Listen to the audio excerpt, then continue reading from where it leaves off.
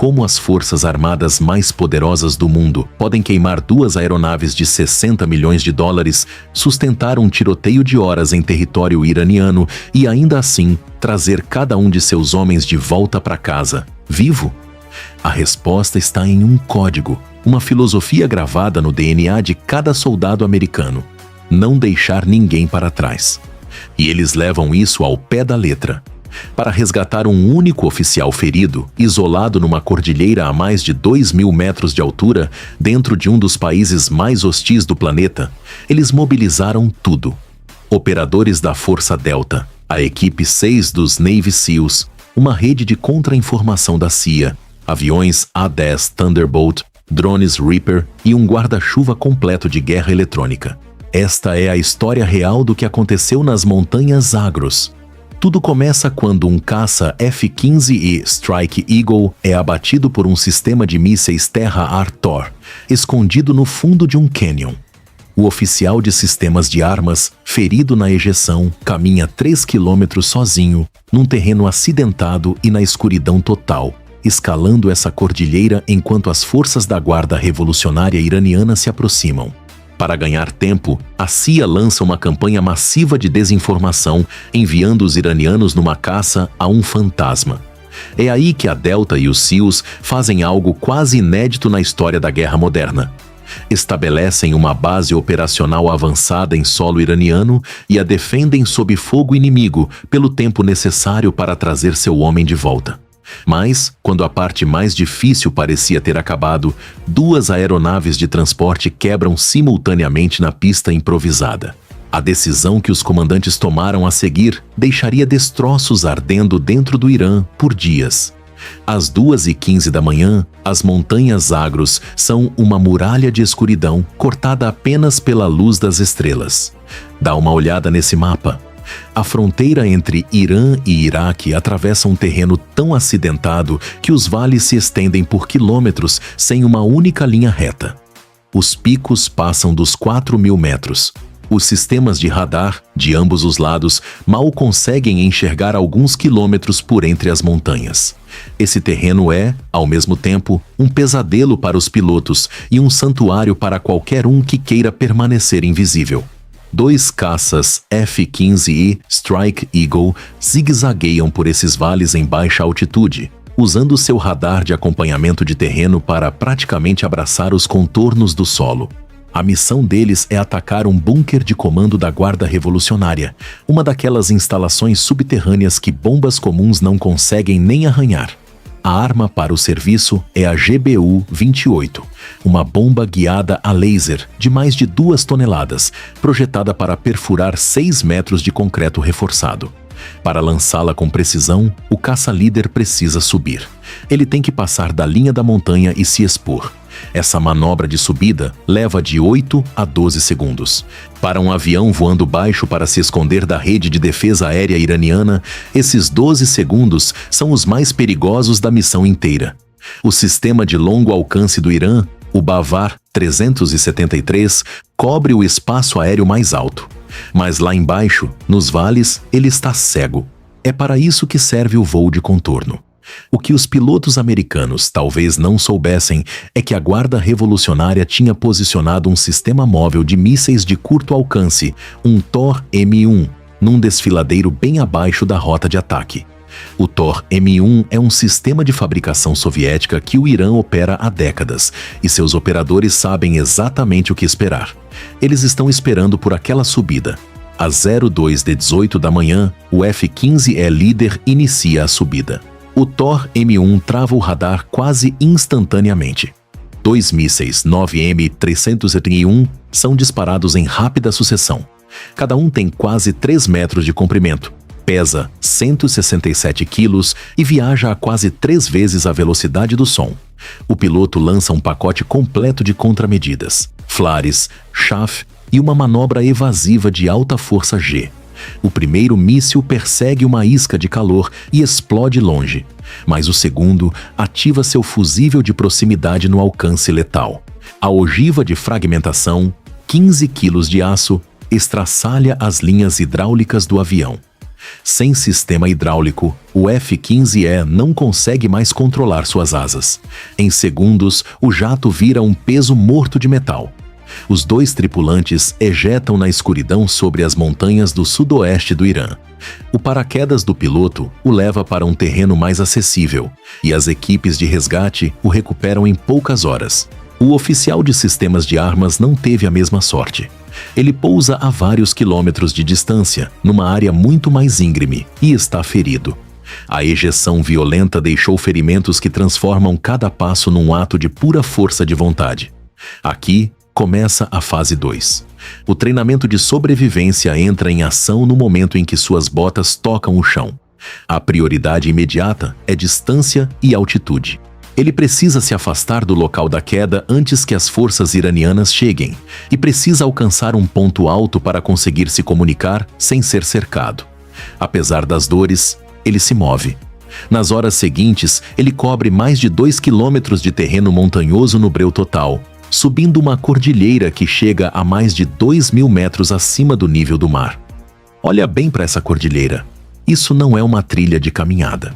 É rocha quebrada, cascalho solto, ravinas íngremes e nenhuma luz. O simples fato de ele ter chegado ao topo já mostra o nível de preparo físico e mental das tripulações americanas. Lá em cima, ele ativa seu rádio de emergência, mas apenas em rajadas curtas e esporádicas. Isso é crucial. As equipes de inteligência iranianas em solo estão varrendo as frequências de rádio exatamente em busca desse tipo de transmissão. Um sinal contínuo entregaria sua posição exata em minutos.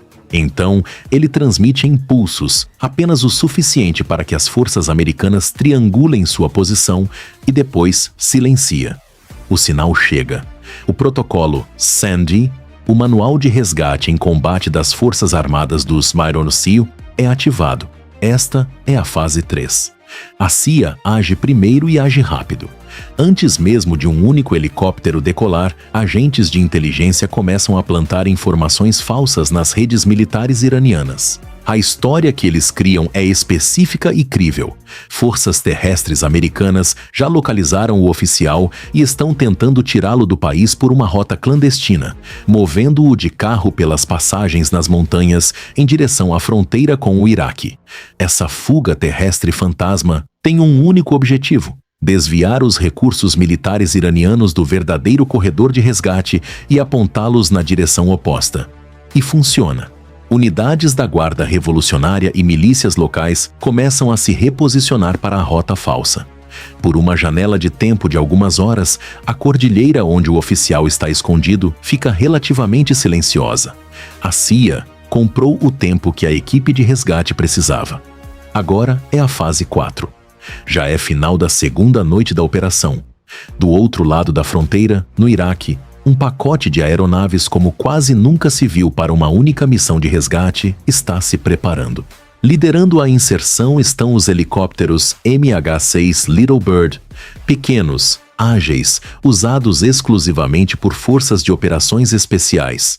Eles conseguem voar colados ao terreno de uma forma que helicópteros maiores não conseguem.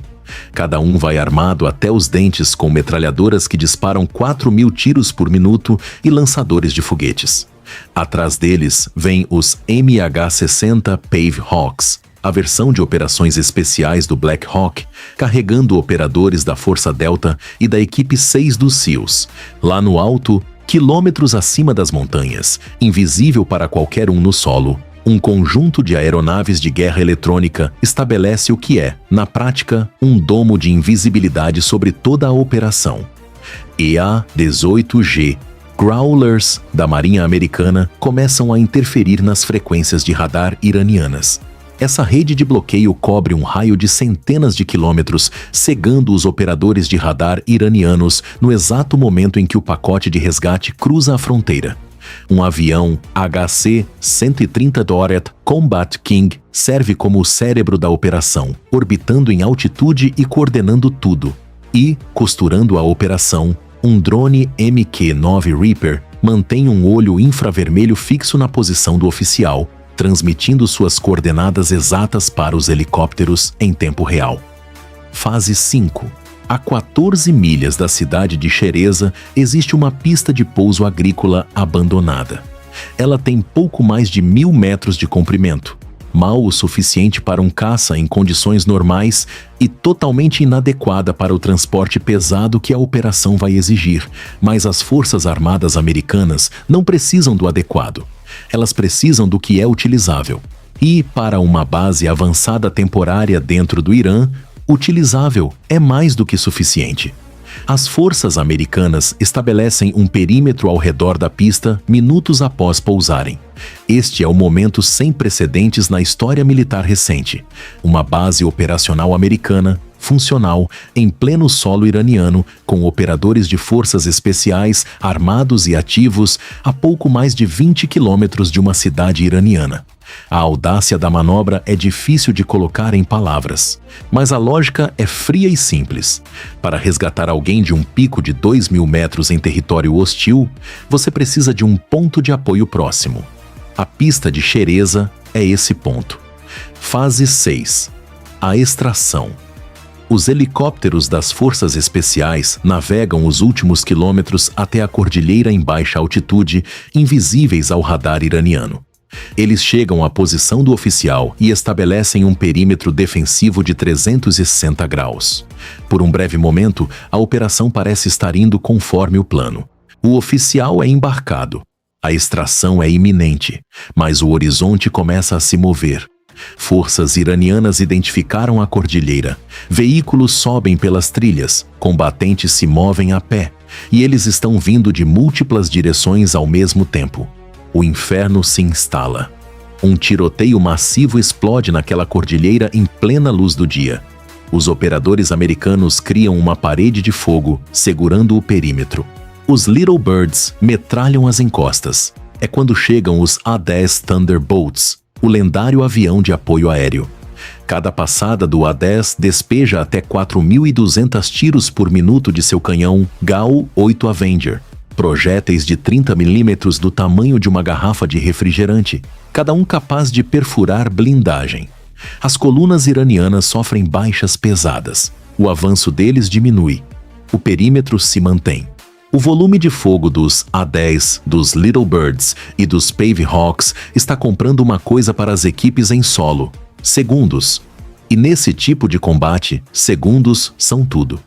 Para entender por que o F-15E estava tão vulnerável, vamos à física da coisa. Voando baixo, o avião se esconde atrás das montanhas, reduzindo sua assinatura de radar. Pense nisso como se esconder atrás de um muro. O muro funciona até você precisar sair de trás dele. Para lançar a bomba GBU-28, o F-15E precisou subir, saindo de trás do muro. Nesse momento, sua assinatura de radar ficou visível para qualquer sistema de curto alcance com linha de visão. O Thor M1 é projetado exatamente para esse cenário. Passo 1. O radar do Thor detecta o F-15E assim que ele surge no horizonte. Passo 2. O computador de tiro calcula uma solução de interceptação em menos de 3 segundos. Passo 3. 2 mísseis são lançados. O primeiro foi enganado pelas contramedidas, o segundo atingiu o alvo. Agora, o A-10 Warthog. Sua famosa capacidade de sobrevivência vem de uma banheira de titânio de 540 quilos que protege o piloto. Mas o A-10 é grande, lento e seus 2 motores emitem uma assinatura de calor gigantesca. Um míssil guiado por infravermelho, disparado do ombro, não precisa de radar. Ele só precisa de uma fonte de calor. O míssil que atingiu o A-10 provavelmente era um clone chinês de tecnologia russa. Passo 1. O combatente iraniano mira no A-10 enquanto ele sobe lentamente após um ataque. Passo 2. O sensor do míssil trava no calor do motor. Passo 3. O míssil é lançado e se guia de forma passiva, sem emitir nenhum sinal de alerta para o piloto. A banheira de titânio protege o piloto, mas o motor é destruído. Com um motor a menos, o A-10 não consegue se sustentar. O piloto toma a decisão correta. Aponta o avião para o Golfo Pérsico, longe do território iraniano, e ejeta sobre a água. Pensa no custo. Um F-15E custa cerca de 87 milhões de dólares. Um A-10, 19 milhões. Um HC-130J, 72 milhões cada. E as forças armadas americanas estavam dispostas a sacrificar tudo isso para não deixar uma única pessoa para trás. Isso não é retórica.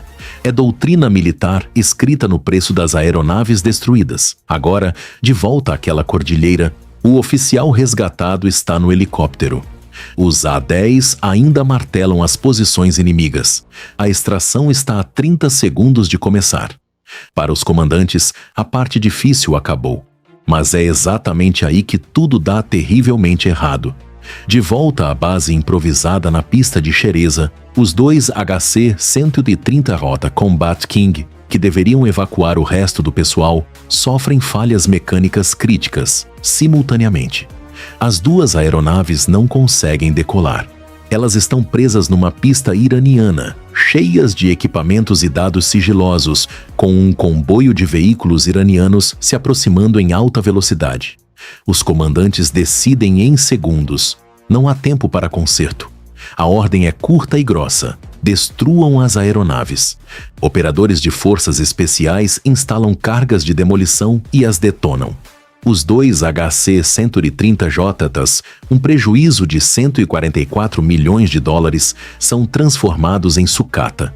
Quando os iranianos chegam, encontram apenas destroços, carcaça carbonizada, aviônicos derretidos. Nada para ser explorado.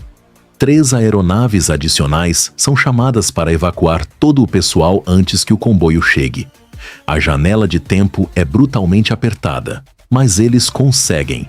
Mas a operação ainda não acabou. Em outro ponto das Montanhas Agros, uma segunda equipe de resgate, com os codinomes Pedro 11 e Pedro 12, está tentando recuperar o piloto do A-10. Às 04:45, Pedro 11 localiza o piloto. Pedro 12 fica em órbita, dando cobertura. Pedro 11 se prepara para pousar. E então, a emboscada.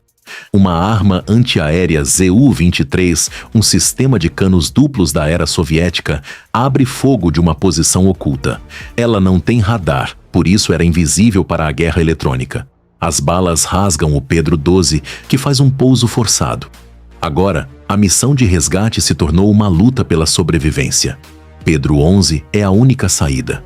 A tripulação do Pedro 12 corre para o helicóptero sobrevivente sob fogo. Lá no alto, 2 caças F-35, que estavam em órbita silenciosamente, lançam bombas guiadas sobre a posição do Zu-23. A arma silencia. O Pedro 11 agora está perigosamente acima do peso. Ele carrega sua própria tripulação, o piloto do A-10 e a tripulação sobrevivente do Pedro 12. Os pilotos puxam a potência máxima. Os motores gritam. O helicóptero mal consegue sair do chão, roçando o topo das árvores. Ele mergulha no vale abaixo, trocando altitude por velocidade, numa corrida contra o tempo e o medidor de combustível em direção à fronteira. Às 05:30, o Pedro 11 cruza de volta para o espaço aéreo iraquiano. Avariado, sobrecarregado, mas com todos a bordo. Essa operação também revelou uma verdade incômoda. Um dos F-35 que deu apoio à missão foi, supostamente, danificado por um míssil guiado por infravermelho. A furtividade do F-35 funciona contra radares, mas ser furtivo não significa ser invisível ao calor. O motor do F-35 gera uma pluma infravermelha gigantesca. O míssil iraniano que o atingiu não usa radar. Ele voa lentamente, procurando por uma fonte de calor. Quando encontra, ele ataca. Não há alerta de radar para o piloto. O F-35 sobreviveu, mas o incidente confirmou. A tecnologia de 5ª geração é uma vantagem poderosa, mas não é invencível. O terreno nivelou o campo de jogo. No final, todas as pessoas estavam vivas. O oficial de sistemas de armas, o piloto do A-10, todos os membros das equipes de resgate. Todos foram contabilizados. O que ficou para trás, em solo iraniano? Os destroços de 2 HC-130J, os restos de pelo menos um helicóptero, a carcaça queimada de um F-15E e uma posição antiaérea pulverizada por um caça que o radar iraniano nunca viu. O fator decisivo nesta operação não foi o F-35, nem o drone Reaper, nem o guarda-chuva de guerra eletrônica. Foi a disposição de uma instituição inteira de absorver a perda de mais de 200 milhões de dólares em equipamentos, de lutar cara a cara dentro do território inimigo e de continuar lutando até que cada pessoa estivesse segura. Essa é uma capacidade que não se pode copiar. Nós criamos vídeos como este do zero, com pesquisa e animação originais. Então, se você curtiu, já se inscreve aí para não perder os próximos.